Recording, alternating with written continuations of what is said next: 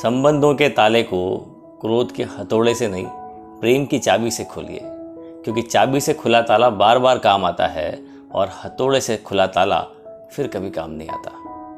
नमस्कार, मैं हूँ अशांशु। एक छोटी सी कहानी। एक बार एक संत अपने आश्रम से दूर अकेले ध्यान करने का फैसला करते हैं और वो अपनी नाव में बैठकर एक बड़ी सी झील के बीचों बीच चले जाते हैं। वो अपनी नाव को वहीं झील के बीच में एक गड़े बड़े से डंडे से बांध देते हैं और वे उसी नाव में बैठकर अपनी आंखें बंद कर लेते हैं और ध्यान करना शुरू कर देते हैं। कुछ घंटों की शांत चुप्पी के बाद अचानक से उन संत को महसूस होता है कि जैसे किसी दूसरी बड़ी नाव ने बड़ी तेजी से आकर उनकी नाव को टक्कर मार दी है।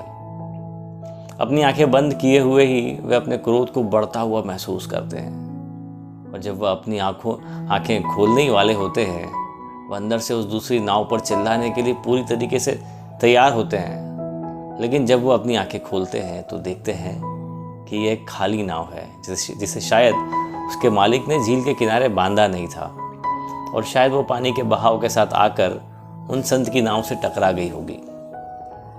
बस उसी क्षण महात्मा को आत्म साक्षात्कार हो जाता है और वे समझ जाते हैं कि क्रोध उनके भीतर है और उसे बाहर निकालने के लिए किसी बाहरी वस्तु की टक्कर की ज़रूरत है।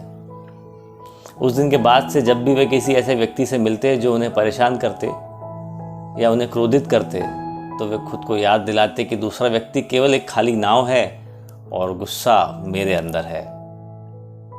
साथियों, क्रोध केवल एक मन की अवस्था है और खुश रहने के कुछ तरीके हैं जिन्हें मैं आपके साथ आज साझा करना चाहता हूँ। पहला, अपने जीवन से कुछ गैर ज़रूरी नंबरों को निकाल कर बाहर फेंक दें। जैसे आपकी एज कितनी है, आपका वज़न, आपकी हाइट, इन सब नंबरों के बारे में चिंता डॉक्टर्स को करने दें, क्योंकि इसीलिए आप उन्हें पे करते हैं। दूसरा, केवल खुश मिजाज और पॉजिटिव लोगों को अपना दोस्त बनाएं, क्योंकि हमेशा दुखी रहने वाले, बात बात पर शिकायत करने वाले और सबके प्रति नकारात्मक सोच रखने वाले दोस्त आपको भी कुछ समय बाद अपने जैसा बना देंगे। तीसरा, हमेशा कुछ नया सीखते रहें, फिर चाहे वो गार्डनिंग हो, क्राफ्ट्स हो या कुछ अच्छी बुक्स पढ़ना हो या जो भी कुछ आपको करना पसंद हो वो ज़रूर करें, लेकिन कभी भी अपने दिमाग को खाली ना छोड़ें।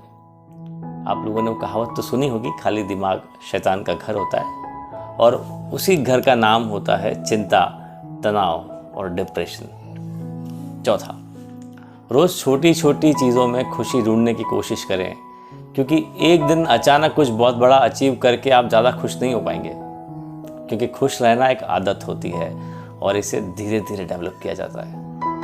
पांचवा, जब भी हंसें दिल खोल कर हंसें, एक लंबी और ज़ोर की हंसी हंसें और तब तक हंसें जब तक आप सांस लेने के लिए हाफ ना लें। और हाँ, खुद की गलतियों और बेवकूफ़ियों पर भी हंसने की आदत डालें।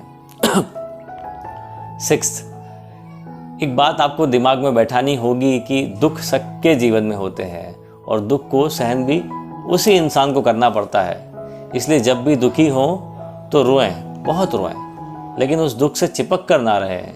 आपने दुख मना लिया, अब आगे बढ़ जाए, क्योंकि एकमात्र व्यक्ति जो पूरे जीवन में तुम्हारे साथ है वह हो तुम खुद। इसलिए जीते रहो जब तक जिंदा हो। सेवेंथ, खुद को उन चीज़ों और लोगों से घेर कर रखें जिन्हें आप पसंद करते हैं, चाहे वे आपके परिवार के लोग हों, दोस्त हों, कोई पालतू जानवर हो, किसी का दिया हुआ कोई गिफ्ट हो, कोई फेवरेट म्यूज़िक, पौधे, आपकी पर्सनल शौक, कुछ भी, जो कुछ भी आपको अच्छा लगता है आप उसे अपने पास रखें। एट्थ और सबसे इम्पॉर्टेंट बात, अपनी हेल्थ का ख्याल रखें।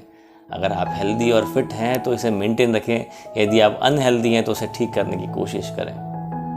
नाइन्थ, जिन लोगों से आप प्यार करते हैं उन्हें हर मौके पर बताएं कि आप उनसे प्यार करते हैं।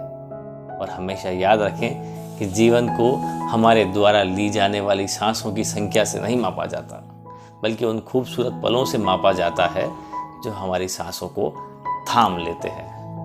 तो साथियों, हम सभी को हर दिन जीवन को पूरी तरह से जीने की ज़रूरत है।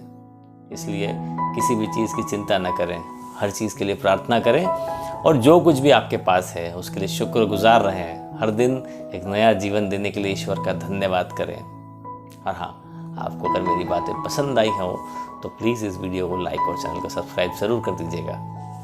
नमस्कार।